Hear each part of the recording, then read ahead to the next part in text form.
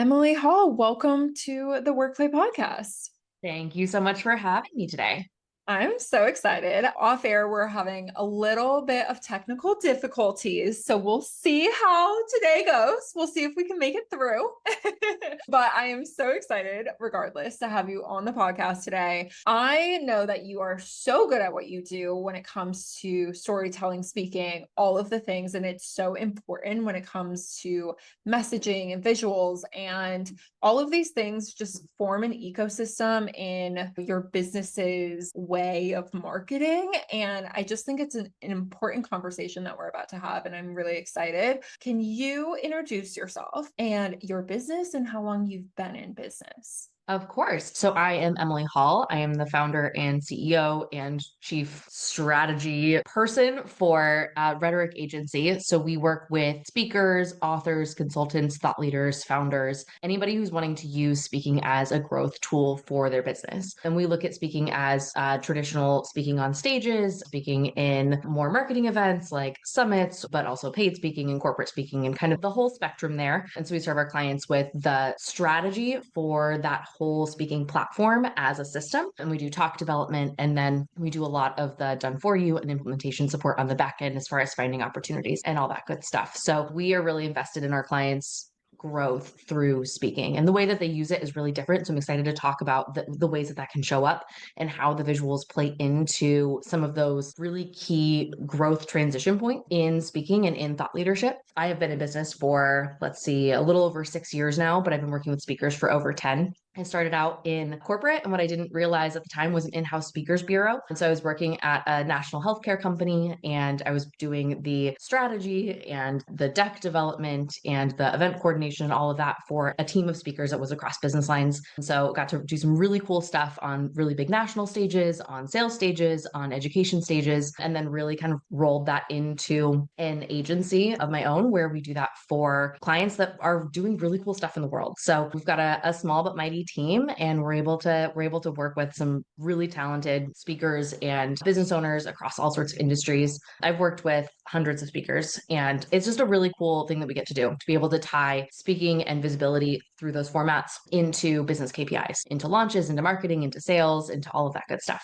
I always love when someone comes from like the corporate world and brings all of that juicy knowledge down into like small business, service providers, online business. I just think you have an edge when you came from more of like a higher level, or I don't even know if corporate is higher level, but like different area of business than people might be used to in their industry. How different is it going from corporate into like small business when it comes to speaking? Like, are there differences there? What key things can we take away from both? As far as like my work in corporate, or as far as going from Yeah. corporate speaking to, oh yeah. Yeah. How Um, did you transition that to, knowledge from corporate into more of an entrepreneur, small business owner?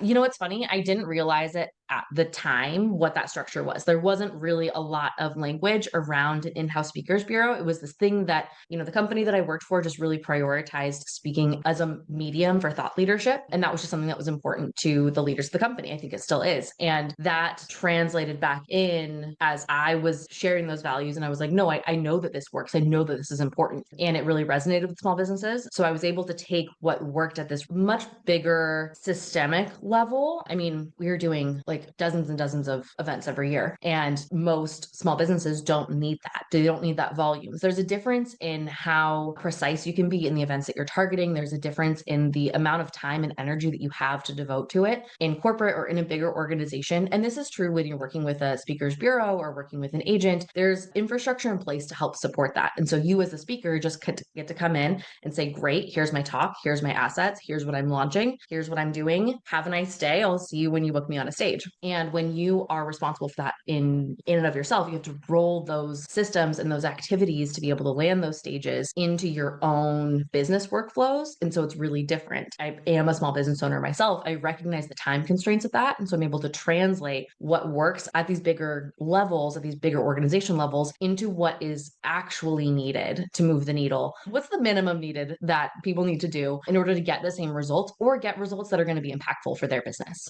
When you say, what's the minimal amount of work? My ears perk up because I'm always looking for the shortcut. I'm always looking, how do we get from point A to point B faster with Mhm. less work? Love that you prioritize that. I also think as a business owner, we just have to be more intentional about our time because we're wearing so many hats. Whereas, I mean, you can correct me if I'm wrong, but in corporate, I think there's a lot of structure and you're able to hand things off to other people and things like that. Whereas, like, when you're the business owner of a small business, a lot of the time you're doing everything. And so I like the way that you think. When it comes to speaking, I think sometimes people feel like maybe they're not ready. Maybe they don't have a big enough business yet. And maybe they just think that it's not actually going to move the needle. So I would love to know the funnel of speaking and how that works. And how do you funnel leads and sales and clients in when you're on the stage? But then also, like, when is the right time to create all of this?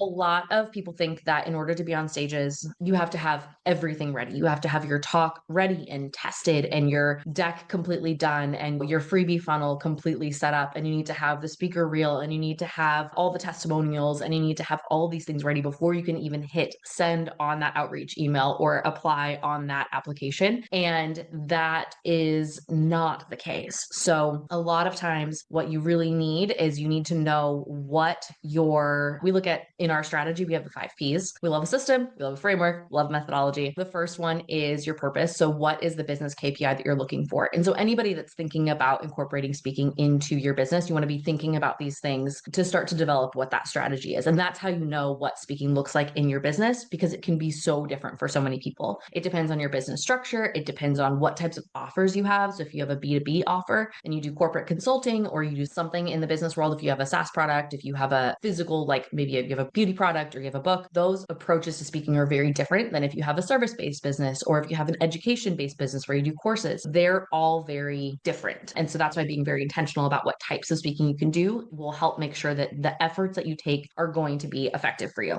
So back to the 5 Ps. So the first one is purpose. So you want to know what business KPI you're trying to influence. We look at this as what are you trying to make direct sales? Are you trying to influence an audience to buy your book or buy your product? This works really well for B2C. Are you trying to generate leads? Are you trying to create interest for a product that you're launching or a program that you're launching or something that is you're trying to grow in terms of your service capacity or whatever it is? Are you trying to build community? Are you trying to grow your Instagram or your LinkedIn followership or your community followership in order to position yourself forward, like in the forward facing world as a bigger thought leader in order to land a book deal or something else? What's kind of your play there? Are you looking for opportunities to network with other speakers, with the people that are setting up the events in order to build strategic relationships? So there's a lot of different ways that you can approach what your purpose is. The next P on our kind of strategy is the pathway. So what part of your business are you trying to influence? What service, what product, what thing are you trying to drive? And what's the price point of that? How many people do you need? What does that conversion rate typically look like? Usually conversion rates for speaking, if you're being really intentional, your conversions into leads off of the event can be anywhere from 20 to 60%, depends on the size of the room, depends on the alignment, but it's much higher when you have that strategy kind of baked in and you can speak directly to those people. So that pathway, like where are you trying to funnel them? The third one is the people, but where do you want those people to go? So then you back into based on what you're trying to influence and where you're trying to influence them to, who do you need to speak to and who's the best room to be in to be able to do that? And that's where different types of events are better for different types of conversions for B2C versus B2B. You want to think about what industries, what level of awareness, what level of connection and personal conversation, like, bigger rooms that are keynotes. If you're in front of 5,000 people, they're not going to get to know you as an individual. If you're in a smaller, 50 person room, you're going to have more opportunities to build relationships. So those can be better for more B2B sales, whereas the bigger rooms can be better for B2C because you're just looking for volume. So you want to look at your people people there. And then the fourth P is portfolio. Portfolio is what talks do you have for all of those situations. Usually we recommend that people have anywhere from 2 to 4 talks. And that doesn't mean that you have to have them ready. That just means that you want to know what you're going to be talking about, who you're going to be talking about it to, and in what format you're going to be delivering it in. And that is all you need to be able to go pitch. So when you are talking about building your speaking strategy and starting to be more intentional about it, you want to have your title, your description, your outcomes ready to go so that you can start having those conversations. You don't have to build your deck. You don't have to build your lead magnet. You don't have to build any handouts to go with it until after you book those stages. And then the fifth P is pipeline. So where are you then getting the opportunities to deliver that message to those people? What can you tap into for your network? What events are you connected to professionally? What do you ideally want to be in front of? And how can you start to build the pipeline for those events to be able to increase the volume of events that you're speaking at to find that sweet spot for your business? I love it. I almost want to skip over the purpose and the pathway and just go straight into this portfolio in this pipeline, because I think a lot of listeners, our WorkPlay members who are interested in speaking, have kind of like, they're like, okay, I've got some awareness of what I want, who I want it to be. But when it comes to these keynotes, I thought that was very interesting. 2 to 4 talks in your back pocket. When you're crafting what these subject lines are, how are you going about it? Like, if you were to take one person's service-based business or even product-based business, what are some of these key objectives that we're looking for in like a really nice, juicy talk? The trick is to align what your business needs and what your audience needs one step before your product or service. How can you solve the problem that gets them right to the doorstep of saying yes to your offer? And this is where a lot of people go wrong, is they try to talk about the problem that their product or service solves, which can be fine, but is not always the best for conversion, because you're saying, okay, I'm going to solve it in this format. I'm going to give you the information around it. And then I'm going to ask you to go pay money to buy this thing. And if you don't do it the right way, you can end up almost stepping on the toes of the offer that you're trying to sell. And so you want to think about it a lot more in the sense of a marketing campaign, in your messaging being getting people to that decision-making point. So when you think about topics, you want to think about, okay, what do you have in your brand messaging that you're using in either in your marketing or in your more high-end sales conversations? What sorts of things are people the most interested in and most excited about? And how can you wrap that up in a topic that appeals to event organizers? That's the trick too. So when you look at the events that you are wanting to speak at, what sorts of topics do they like to bring in? What sorts of formats are they wanting to create? What sorts of environments are they wanting to create for their attendees? Because as a speaker, you are providing an experience through the event. And so you want to make the event organizers look good. So you want to make sure that your topic is in alignment with their vision, their values, the rest of their programming. A lot of times events have themes. How can you take what you know and tie it into the theme that they are already leaning into to be able to stand out that way? So you want to kind of blend this core messaging and then kind of this like topical interest hook into your talk development. And a lot of times people will have different types of talks in that portfolio. So you could have a keynote. It's more story-based. It's for bigger stages. It will command a higher price point as a fee. And then you have your trainings and your breakouts, which are a little bit more tactical. And then you have your workshops that are really hands-on. And it can often be an upsell as like, hey, I'm here doing a keynote. I can also do a workshop for your people at no extra cost. You're still at the event. You're still there. So it's an easy sell that way. But that's why you want to have a portfolio that kind of goes together. And so you can tailor those talk topics based on what product or service you're wanting to speak to. So you might have a keynote that ties to your book. You might have a training that ties to your B2B services or your consulting. You might have a workshop that dives really deep into getting people ready for a program or some sort of mastermind. So there's different ways that you can tailor your talk portfolio to be able to speak to different parts of your offer suite.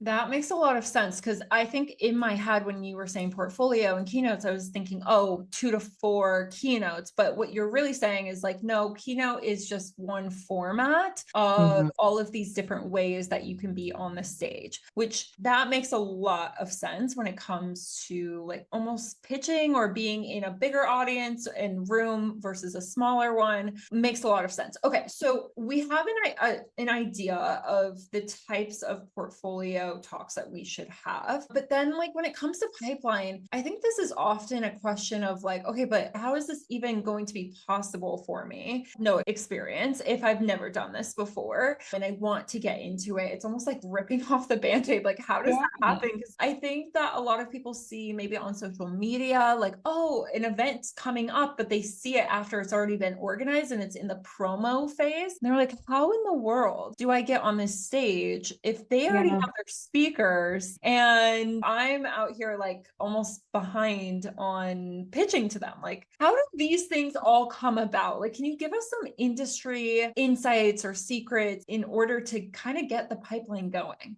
So this is like the biggest question that we get from all of our clients. No matter where they come in and no matter what they need help with, they're like, okay, cool. Now what? Now how do I get them? Now where do I go? Now like just do they appear? Do I go get them? Do I ask? Who do I talk to? Is there a place? It's such a mystery. I always talk about the speaking world as this like mysterious black box. Like nobody knows. There's event organizers on one side and there's speakers on the other side. And for some reason, no one really knows how it works on the inside. There's no like standardized process. There's no industry norms. It makes it beautiful because you can get really creative with how you find opportunities, but it also makes it infuriating because there's not necessarily an SOP that's going to work for every single situation. And that's blessing and a curse, right? How we look at this is get landing opportunities as a combination of backing up. Ultimately, in the dream world, when you have an established speaking presence, your thought leadership is like set. You are the go-to person in your field. Opportunities are coming to you. You are able to be discerning about what you're saying yes and no to. And that strategy can inform what you say yes or no to, figuring out if it's a good fit. The idea is that you don't have to go out and look too hard for opportunities. You've got this system and you've got this personal brand developed around speaking as a way that you connect. And so you get opportunities that come to you. You get events that reach out to you. That doesn't always happen. And it definitely doesn't happen overnight, especially when you're using speaking as a marketing tool. You're doing 80,000 million other things. It's a long game. Speaking is definitely a long game. So how we want to get to that point, we want to think about that as the end goal. The idea is that you don't have to be doing a lot of outreach at the end of the day. You don't have to do a lot of cold applying. You don't have to do a lot of that. The reality is that is part of the process at the beginning, and I will tell you why. So if you are starting out and you're like, okay, I've got these 2 topics that I know are going to be really good. I know they're going to work for these services. That I know I need to talk to these audiences. I know these are going to be great. The first thing that you want to do is you want to tap into your existing network. When you can tap into your existing network, you're tapping into warm leads and you're tapping into people that are already connected in your industry. You want to be clear about what you're asking for. And you really just want to ask for the introduction. Do you know of anybody that's running events or has events or is tied to events or is doing anything related to programming, related to certain organizations? Really tap into those networks. People that are already speaking can be great. They can introduce you if it works for them. That initial ask tends to, in our experience, result in an initial bump in events. And so that can be, oh yeah, that's great. I'd love to have you on my podcast. Or, oh, we had somebody drop out at an event in a couple of months and like, you'd be perfect for it. Let's slot you in. So it tends to get those short wins and it can fill those calendars.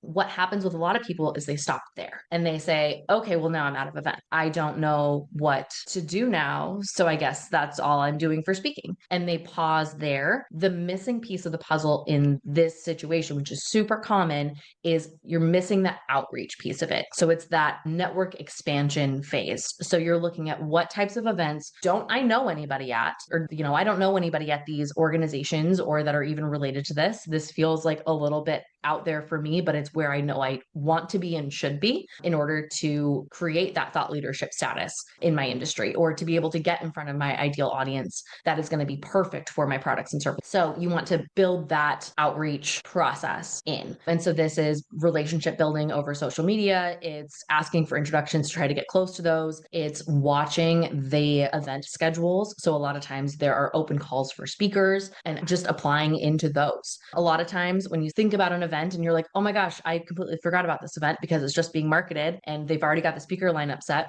think about that they're going to have to do it for next year. And so it's not necessarily that that opportunity is gone. It just is a little bit different. And you can use this time as research to say, okay, what types of events, what types of speakers are they bringing on stage? What topics are they interested in? What formats seem to be most popular? And so you can use that research then to be able to tailor your pitch for the next year. A lot of times you can reach out to the people that are organizing the event and say, hey, can I get on the wait list for when your calls for speakers open up? Sometimes they have a button that allows you to do this. Sometimes you can set Google alerts to say, hey, let me know when they've added this set of information into their website or whatever it is. So that is where you want to be kind of looking in the long game, and you can set some structure around monitoring those more dream stages. So that outreach part is really important in figuring out what do you need to apply to, who do you need to connect with to get on those stages. A lot of times when you are doing that kind of work, the opportunities are anywhere from 6 to 18 months out. And so that's what fills the second part of your speaking schedule is you've got that initial bump in that warm network. Eventually you're going to tap out your network. So this fills that up and expands it. The idea is that you're building relationships in each of these opportunities that you can leverage into repeat appearances at events the next year, at other events throughout the year. And so you're building up your baseline of speaking opportunities. And eventually you'll get to the point where you're like, nope, this is good. This is what I need. I've got, 1 to 2 a month, maybe at most, maybe a couple a quarter. Figure out what works for you, what works for your business. And then you can just hang on there for a while. Whenever you want to expand into a new market or into a new audience, or maybe you're launching something completely different, you can use the more intentional outreach process that you did at the beginning to be able to get into those spaces where you're unfamiliar, but you use it more as a faucet that you can turn on and off. That makes a lot of sense. And a lot of people are always wanting that like golden ticket. They want the thing that's going to create fast, instant gratification, instant results. And I honestly have always seen speaking and these ways of marketing around building relationships. It compounds so much. And I don't think that people realize how intentional you need to be about getting in the room, making intros, doing things for other people so that they'll do, favors for you, but also asking for what you want. I would imagine that if this is something that's new for you, or maybe you're new in the world, like asking for what you want is a little hard. So how do you even ask for the intro in a classy way? How do you not give off desperate energy when you're trying to build this? Because sometimes you can kind of teeter the line. And I think there's definitely an art to doing this. And I would love to hear your thoughts on it when it comes to networking and like intentionally building your network without telling the person next to you, hey, I'm building my network. I want you in here. Yeah, that's super weird. Like, here, come over here, come take this spot, join this, whatever. No, Like it without can. making it feel transactional. Yeah, it can feel really uncomfortable, especially when you're in front of somebody. You're like, oh my gosh, I really respect you. How did I even get here? And if you've got that weird power dynamic where you're like, I don't feel like I deserve to be in this conversation or in this room, it's even more terrifying. And I don't know if that ever necessarily goes away. I think you just get a little bit more comfortable with the strategies that work for you. And I think a lot of it depends on your personality and depends on what type of business you have and what you want to be able to offer. But what I found works really well, and I got this advice from a business friend of mine a few years ago, and it's been amazing. But her advice was always offer something first and then say, oftentimes people will then say, okay, what can I do for you? Like, who do you want to talk to? And because you're wanting to get access to their network, what you can do is offer your network. And so you can say, hey, who can I connect you to? Where are you looking to grow this year? I might know somebody that would be a good fit for you, or might be a good strategic relationship, or might be a good referral partner, or might be somebody who could get you on a stage you want. What can I do for you? Offer that first. A lot of times people will do the same. That like reciprocal energy is very real. And they want to help. When you offer and say, oh yeah, no, I've actually got 3 people let me connect you to right away. Maybe you're just thinking about it and you'll say, might not have anybody in your network, but you'll say, I'm going to hold on to this and I'll keep my eye out. People really appreciate that because we're all looking to build our networks. And when you can offer to help somebody and offer to be an advocate for them, that goes a long way. So a lot of times people will then offer back. So they'll say, and what about you? What are you looking to do? Who can I connect you with? And that's where you can say, I'm so glad you asked. Here's what I would love. And then the trick is to know what you're looking for. So you can say, I'm looking for organizations that work with authors, or I'm working for companies in the financial space, or I'm looking for professional organizations that do creative work, or whatever it is. And you can make those asks. You could also say, I'm not sure, but I'll keep you posted as I find people that I might be interested in connecting with and I think you might be connected with. Can I make that ask? Like, would you be willing to? And you can kind of hold that favor for later. If they don't offer, you can say, you can just very conversationally weave it in and you're offering and say, as you're out in the world, if you see of anybody in these spaces or in this specific role or in this specific organization, I would love a connection if you're able to do that. It's a little bit of walking that line between making sure that it's clear on what you're asking, but don't make the ask the whole point of the conversation. The whole point is to build that relationship.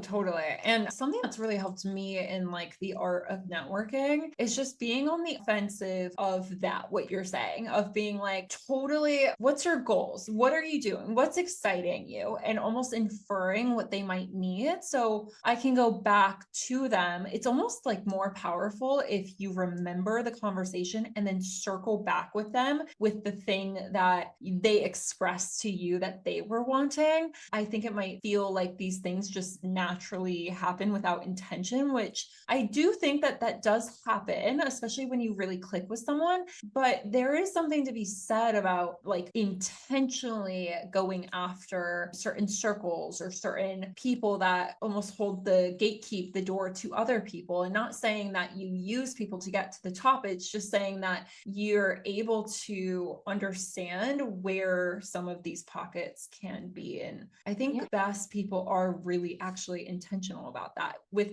helping each person that they're in touch with get to wherever they're needing to be. It's like not rocket science in a way, but for some reason it's so like, how do you do that? How do you meet people? I think it's just intentionality with everyone that you meet. And I think it creates a lot of clarity around relationships for people. So I think one of the advantages that big corporate organizations or even big community organizations have over smaller individual small businesses is volume. They have a lot of people. You've got a lot of people that can have these conversations. You can have a lot of like entire network or an entire employee roster that can go be advocates for you in their own networking. And as a small business, you're at a disadvantage because there might be, 1 to 10 people, and that's a lot less. And so you have to build that influence and structure that influence out more intentionally. I think what also is really helpful for people that are in that relationship building, I might be asking for an introduction piece, is it when you're able to be really clear about what you're asking for, it creates, okay, this is why we know each other, understanding around the relationship. Because as we all know, our time is limited. And as much as we want to get coffee chats and just hang out with people virtually all day, we absolutely don't have time for that. But we do have time for strategic relationship development and relationship building and expanding our network, because that does result in ROI at the end of the day. And so it can put the relationship in a different, more valuable context for both sides of the table. Something that's really been a hack for me too, with that particular piece of like, okay, when you're giving someone your time and they're giving you their time, I always like to ask, what's your goal for this conversation? Because I want to make sure we hit that goal. And like you said, the rule of reciprocity, they will probably ask you the same thing. It's almost like my little like cheat sheet of naturally getting in my goal as well.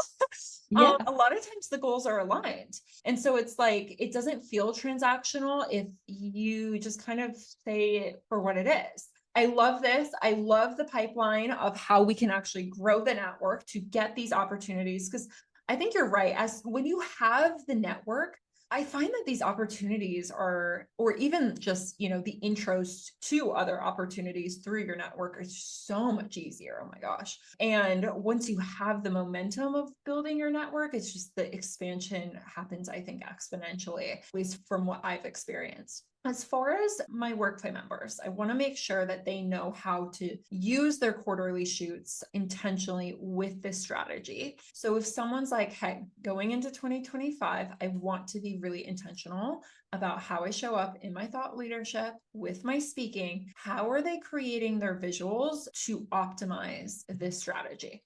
Visuals in the speaking world are huge. When you're getting up on stage, you are the brand and the visuals are the backdrop. That is the whole experience, right? And so when you are creating a really high quality experience, slides and visuals, they matter. But from a marketing perspective and from landing those opportunities, you have to have a killer media kit, which means you have to have amazing brand photos that capture you doing that speaking. There's a trust factor that comes from proof of doing the work, doing the thing you're trying to do. It says, yes, speaking organizer at this organization, like I have done this and I am trusted and I can be on these stages. So where you can think about using your quarterly shoots is I think in two ways. One, building your photography library or whatever language you use internally, building that up to be more reflective of that speaking, of that thought leadership, of that facilitation, having photos of not just you on stage, but also of you interacting with audience members.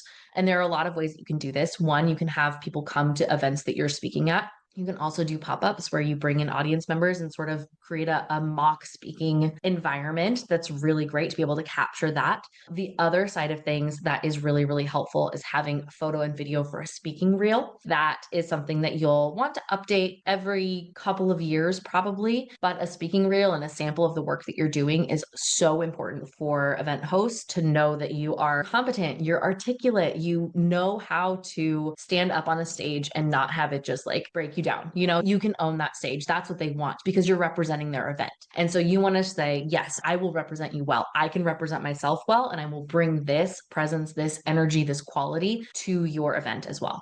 I think that's so important from a visual lens of showcasing that type of energy to the event organizer inside of the media kit, right? I think that's really important. I think people who are very intentional about that understand that like undercurrent of energy that happens when someone's perceiving you, especially when you don't have the existing network or the personal brand built just yet and you're outreaching and moving into new spaces. I think you, from a visual perspective, have to be super intentional about how that perception might be impacting you or whether it's negative or positive. As far as the media kit, is that what our members should be focusing on in like the first quarter? Is there something, should they bite size it up, like content bank, build it up for a year, then go into the speaking reel? Like what comes first? What would be more potent? I recommend having a media kit ready to go. There are two situations when you need your media kit.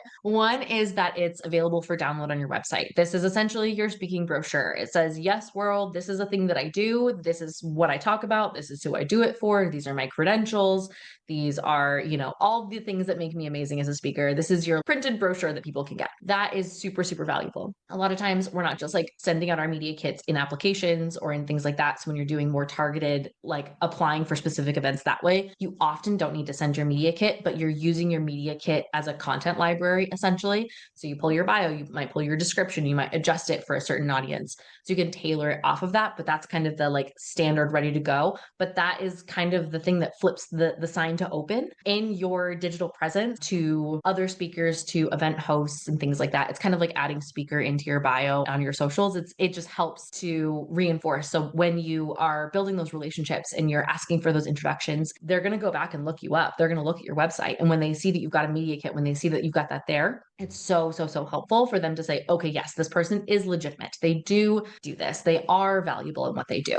They've spoken on these other stages, or they've spoken on these podcasts, or whatever it is. The speaking reel is helpful to get to that next level. I would focus on that as kind of a second priority, but definitely within that first year, because a lot of people will ask for a sample of your speaking. You can use just kind of raw photo or raw video that you've got. It's less ideal. You don't necessarily need like a full massive speaking reel if you don't have that footage yet, but you want to be building towards that, build towards gathering that footage and that photo and kind of towards that speaking reel in that first year, because that is what will allow you to be on those bigger stages, to be able to command those much higher fees and be able to continue to grow that thought leadership platform through speaking.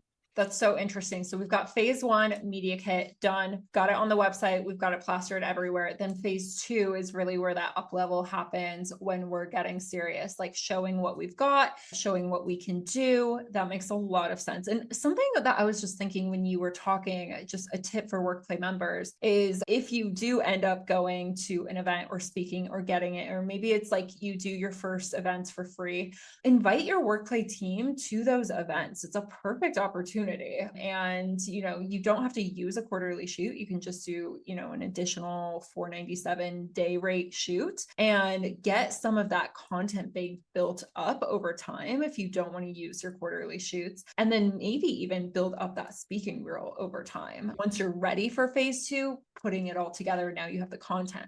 I think of ways to be very efficient with inside of the method for this. But honestly, you're a wealth of knowledge. I am so happy you came on to talk about this because I don't think anyone's made it this tangible before. So thank you, Emily, so much for all of this goodness. Where can everyone find you, connect with you? How do they start implementing these 5 Ps? Yes. So on LinkedIn and Instagram are primarily where we hang out. My handles are the Emily Hall. Our company handles are Rhetoric with a K at the end instead of a C, Rhetoric Agency. And then on our website at rhetoricagency.com. Any of those places you can find our speaking opportunity organizer. It's kind of the best place to be able to start collecting your assets, to start tapping into what opportunities you might already have, you might be able to find, and then start organizing them so that they become actionable for you or for your team to keep track of and start to build that baseline of speaking opportunities. I love it. Thank you so much. Thank you so much for having me.